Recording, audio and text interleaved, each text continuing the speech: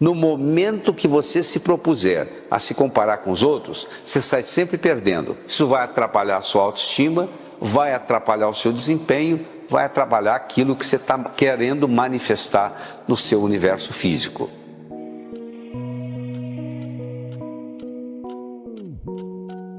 Tem coisa na nossa vida que nós estamos satisfeitos, né? Com o que você está satisfeito? Às vezes a pessoa está muito satisfeita com a saúde, mas não está satisfeito com a parte financeira. Ou às vezes é o contrário. Tem muito dinheiro no banco, mas não tem saúde. Na sua vida, que área você está satisfeito e que área você precisa melhorar. A área que você está satisfeito, você tem que manifestar gratidão. Gratidão é a mãe de todas as outras virtudes. Quando nós agradecemos aquilo que temos, nos ajuda a obter aquilo que queremos. Essa é uma grande verdade. Existe a área onde nós temos que melhorar. Para você, qual é? Só você pode responder. Aí você deve estar pensando assim: ah, mas isso aí também depende de sorte. Eu digo, não. Sorte, a minha definição de sorte, sorte é quando preparação encontra a oportunidade. Você está preparado e a oportunidade aparece. Quando junta a preparação com a oportunidade, é a sorte. Mas como é que a oportunidade vai aparecer? Muito simples. 2 modos só. Ou você corre atrás dela, ou você fica esperando ela bater na sua porta. Se ela bater na sua porta, ela sempre virá fantasiada de problema. Você nunca vai encontrar uma oportunidade batendo na sua porta e dizendo, ó, cheguei, sou a oportunidade. Não, ela vem na forma de um problema, você resolve o problema e por trás do problema existe a oportunidade. O problema traz consigo a semente da solução e o problema traz consigo sempre uma oportunidade em potencial. Se você não gosta de resolver problemas, provavelmente você não vai deparar com muitas oportunidades que você teria oportunidades de deparar na sua vida. Quando a sorte, quando a preparação encontra a oportunidade, faz a sorte. E aí nós melhoramos aquilo que nós temos que melhorar. Existe um ditado lindo que diz assim: quem olha para fora sonha, quem olha para dentro acorda. Por que esse ditado é tão verdadeiro? Porque o verdadeiro despertar é um despertar interior.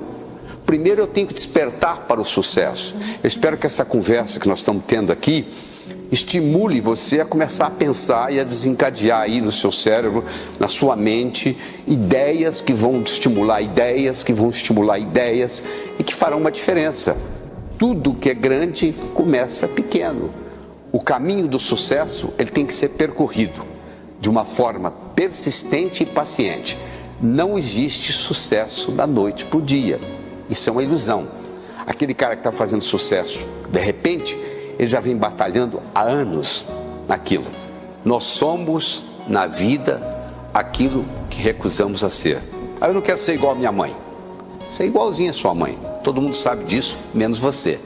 Sabe por quê? Porque as palavras, em geral, têm uma representação linguística no cérebro.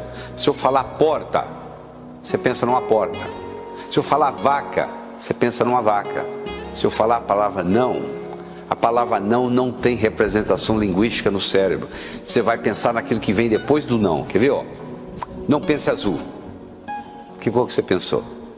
Não pense numa maçã, nem verde, nem madura, nem com casca, nem sem casca. Que fruta que você está pensando? Quando uma mãe diz para uma criança, não perturbe a sua irmãzinha, ela está dizendo para perturbar. Ele diz, mas como é que eu vou educar meu filho? Você vai dizer o que você quer e não o que você não quer. O que você quer que essa criança faça? Que ela trate bem a irmãzinha. Então você fala assim, ó, trate bem a sua irmãzinha.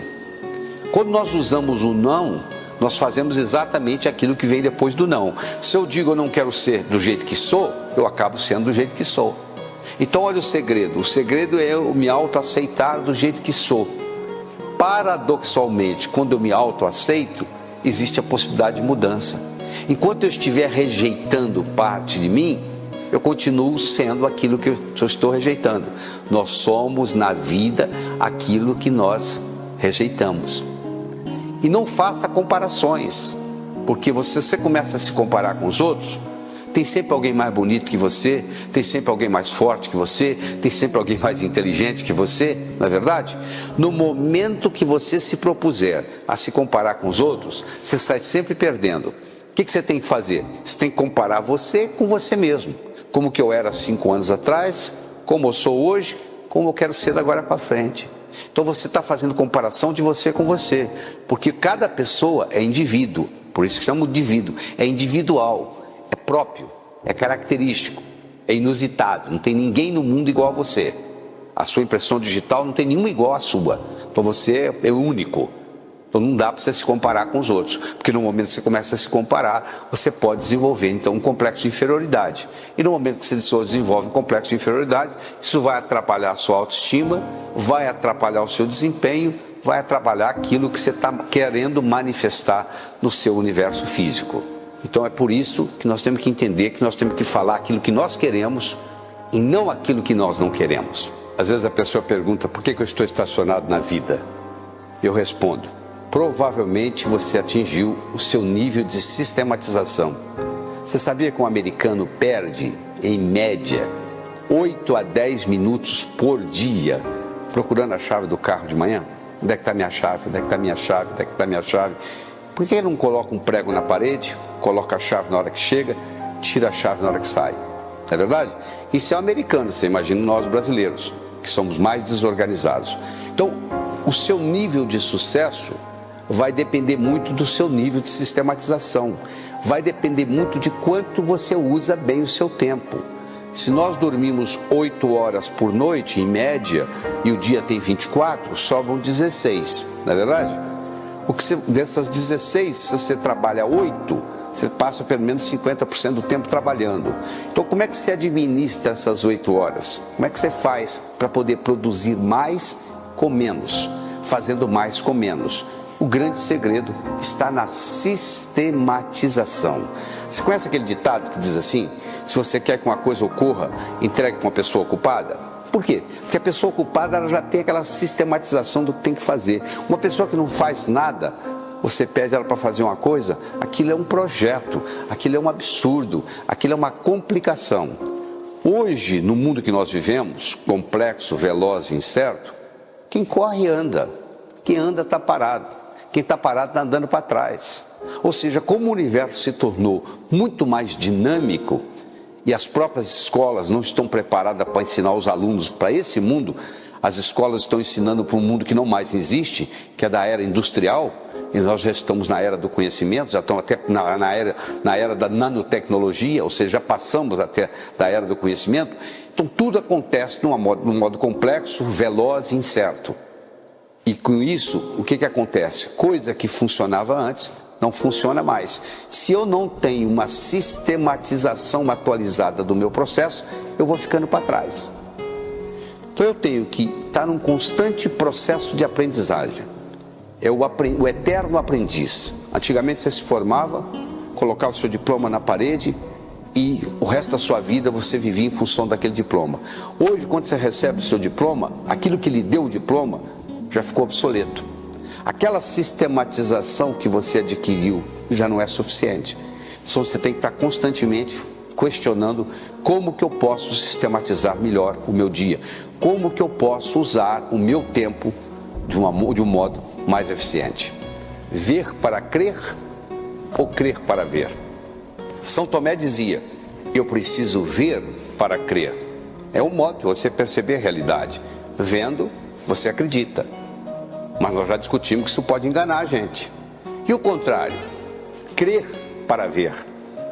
Juscelino Kubitschek, quando quis criar Brasília, ele não viu Brasília primeiro, ele acreditou que naquele cerrado ele poderia fazer Brasília e transformou aquele cerrado em Brasília. Foi crer para ver. As pessoas bem-sucedidas, elas são visionárias. Elas creem para ver.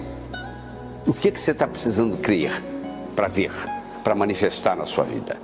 Nós temos 3 modos de adquirir conhecimento. Nós temos o olho da carne, o olho da mente e o olho do espírito.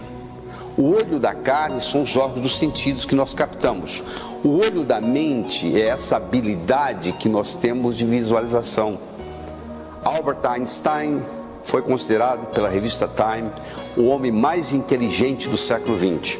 Einstein dizia, imaginação é mais importante do que conhecimento. Todas as vezes que houver uma disputa entre imaginação e conhecimento, imaginação ganha. E imaginação o que é? Visualizar. Imaginação é crer, é criar, é imaginar primeiro uma coisa que ainda não é realidade. Então, se você quiser ser mais bem-sucedido na sua vida, tanto pessoal quanto profissional, você tem que passar por esse processo de crer para ver. O universo é potencialmente um lugar abundante. Tem para todo mundo. Para eu ganhar, você não precisa perder. A não ser que você insista, aí o problema é seu. Então nós temos que entender que o universo sendo abundante, nós temos que partir do princípio da abundância. Quais são suas qualidades? Dá sim. Como? Não tem na ponta da língua? Você vai perguntar para quem? Para o seu vizinho? É nisso que você tem que capitalizar, meu amigo. Você imagina um jarro cheio de bolinhas amarelas e bolinhas azuis. Vamos imaginar que as bolinhas amarelas sejam as suas qualidades e as bolinhas azuis sejam os seus defeitos. O que você tem que fazer é encher esse jarro com mais bolas amarelas. Não se preocupe com as azuis. Uma hora elas vão sair do vaso por conta própria. Você tem que focar nos seus pontos fortes. Esquece seus pontos fracos. Se eu não tenho altura para jogar basquete, sabe o que eu vou fazer? Eu vou focar numa profissão que não exige altura. Aí o fato de eu não ter altura para jogar basquete não é um ponto fraco. Fica um ponto neutro. Entendeu? Então é muito importante você entender isso. Outra coisa importante para você entender nesse sucesso profissional, que a perspiração depende mais da inspiração. Eles dizem assim, 5% é inspiração, 95% é perspiração, é suar a camisa. O cemitério está cheio de gente que teve grandes ideias. Ter uma grande ideia não quer dizer absolutamente nada.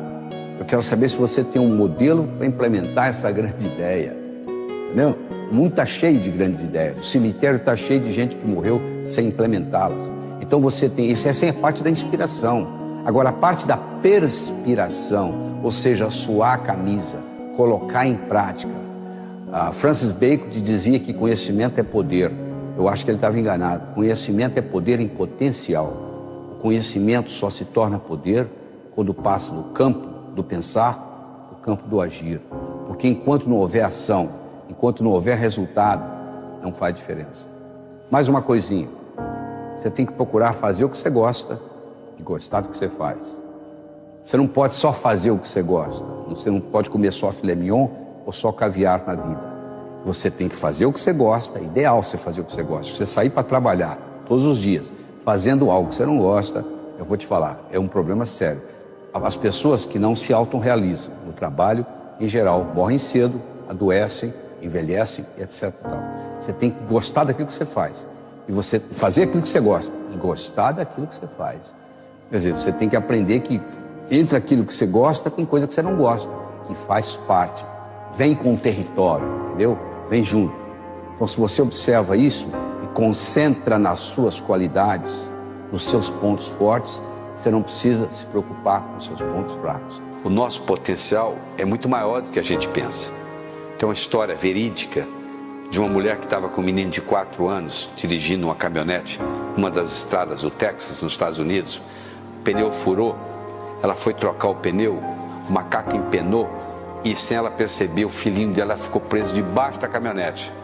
Você acredita que essa mulher levantou a caminhonete para a criança sair? De onde que ela tirou essa força? Fernão Cortés, o conquistador do México, um dia estava dando um passeio, uma cavalgada, e os índios atacaram eles e mataram o cavalo que ele estava cavalgando. E ele foi correndo a pé. E ele saltou uma distância no abismo, que essa distância levada para um campo de atletismo, dificilmente você consegue superar com um atleta pulando de tênis e calção. E ele estava de armadura. De onde é que ele tirou essa força? Tirou essa força do inconsciente. O nosso inconsciente é 99%. O nosso consciente é 1%. Então, se nós podemos entrar em contato com esse inconsciente, não só nós temos uma criatividade enorme armazenada lá, como temos uma força enorme armazenada lá.